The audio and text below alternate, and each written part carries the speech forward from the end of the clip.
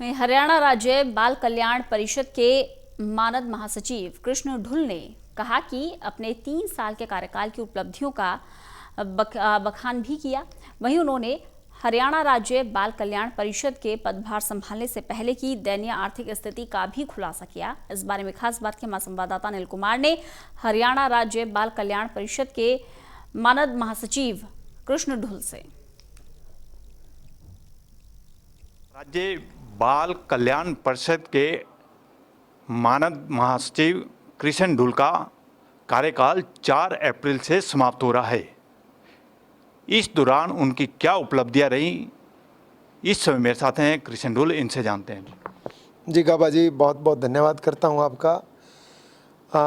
मेरे कार्यकाल की अगर आप चर्चा करेंगे तो मैं शुरुआत करूंगा कि जिस प्रकार से जब मैंने ज्वाइन किया था, और एक राजनीतिक कार्यकर्ता को आपको पता है चेयरमैन का शब्द एक थोड़ा सा ज़्यादा अलग अट्रैक्ट करता है, आकर्षित करता है।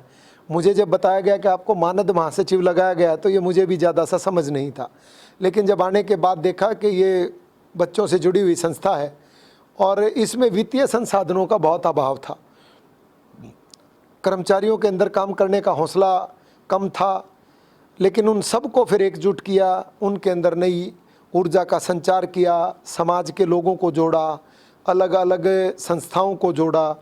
जिस शहर में जोन सी प्रोमिनेंट एसोसिएशन थी, आड़ती एसोसिएशन, भट्ठा association, petrol pump association, jewellers association, gas agencies association, इन सब को जोड़ करके उनको ये बताया, उनको ये समझाया कि अगर हमारे प्रयासों से किसी भी एक बच्चे के जीवन में अगर हम बदलाव ला सकते हैं तो ये हमारे जीवन की सबसे बड़ी उपलब्धि हो सकती है।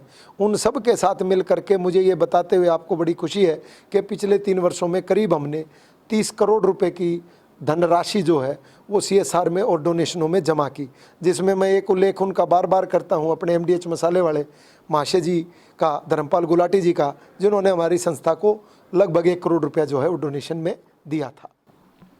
ढुल साहब, मैं क्वेश्चन दोबारा कर रहा हूं कि जिस समय आपने कार्यभार संभाला था उस समय आपने बताया कि वित्तीय स्थिति ठीक नहीं थी और उससे पहले भी भाजपा की सरकार थी और मुख्यमंत्री मनोहर लाल खट्टर थे। तो क्या कारण है कि आपके कार्यभार संभालने से पहले वित्तीय स्थिति ठीक नहीं हो पाई? इसमें क्या अधिकारियों का दोष है या सरकार कहीं ना कहीं इसकी देखभाल नहीं कर पाई? नहीं गाबा जी, आप बड़ा दोधारी सा प्रश्न पूछ रहे हैं मुझसे। अब इसके बारे में तो मैं नहीं बता पाऊंगा ना कि भाई जिस मेरे से पहले हमारी बड़ी बहन संतोष अत्रेजा जी का कार्यकाल था, निश्चित तौर पर मनोहर जी की ही सरकार थी, उस वक्त के तत्कालीन फाइनेंस मिनिस्टर कैप्टन अभिमन्यु जी थे। मुझे नहीं पता कि उस वक्त क्या कारण रहे कि बजट नहीं बढ़ पाया। और अगर आप ये कहें कि सरकार की अनदेखी थी तो फिर मेरे टाइम में बजट कैसे बढ़ा? तो मैं ये कह सकता हूं कि कई बार प्रयास में कहीं कोई कमी है या कभी किसी एक अधिकारी की नेग्लिजेंसी है, ये हो सकता है। बट ये कहें कि सरकार अगर बजट नहीं देना चाहती थी पहले तो अब क्यों दे दिया? सरकार ने तो अभी भी बजट दिया है। और मनोहर जी से मैंने जब भी जिस भी विषय पर जाकर के हमारे माननीय मुख्यमंत्री जी से चर्चा की, उन्होंने खुले मन से मुझे आज़ादी दी, तभी तो ये विश्व कीर्तिमान बढ़ पाया। नहीं तो कृष्ण ढुल में कोई कुव्वत थोड़ी है कि उसकी कोई औकात थोड़ी है। ये हमारे मनोहर जी हैं जिन्होंने मुझे खेलने के लिए पूरा मैदान दिया कि जाओ खेलो, और हम जाकर के विश्व कीर्तिमान बना पाए। तो मुझे ये कहना कि नहीं सरकार इसके प्रति संवेदनशील नहीं थी, ये कहना गलत होगा। ढुल साहब, जिस तरह आपने 3 साल का कार्यकाल पूरा किया और आपने अपनी उपलब्धियों को गिनाया, तो सारी उपलब्धियों को गिनाने के बाद और सरकार की भी आपने तारीफ की, तो फिर आपको एक्सटेंशन क्यों नहीं मिली? और दूसरा जो नई नियुक्ति हुई है उसको आप कैसे देखते हो?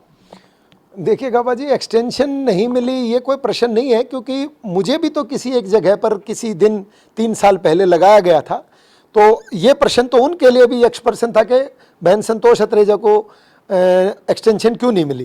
तो मुझे ये कहना कि भाई एक कार्यकर्ता का 1 वर्ष का कार्यकाल हुआ, उसकी जगह को दूसरा कार्यकर्ता है, उसके काम की समीक्षा हो और वो आगे बढ़े, तो एक्सटेंशन देना ये हमारे प्रदेश के मुख्यमंत्री के तौर पर सरकार में काम कर रहे मनोहर जी का और संगठन में काम कर रहे श्री ओम प्रकाश धनखड़ बीजेपी के प्रदेश अध्यक्ष, उनका विशेष अधिकार है।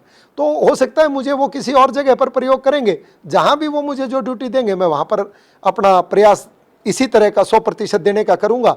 और जो नए आए हैं हमारे परवीन अत्री जी, उनको भी मैं बहुत ही बधाई देता हूं और ये आशा करूंगा कि इस प्रकार से जो संस्था आज बहुत द्रुत गति से आकाश में उड़ रही है, उसको उसी तरह पंख और ज़्यादा फैलाएंगे और अधिक ऊंचाइयां जो है उनके नेतृत्व में ये हरियाणा राज्य बाल कल्याण परिषद हासिल करेगी।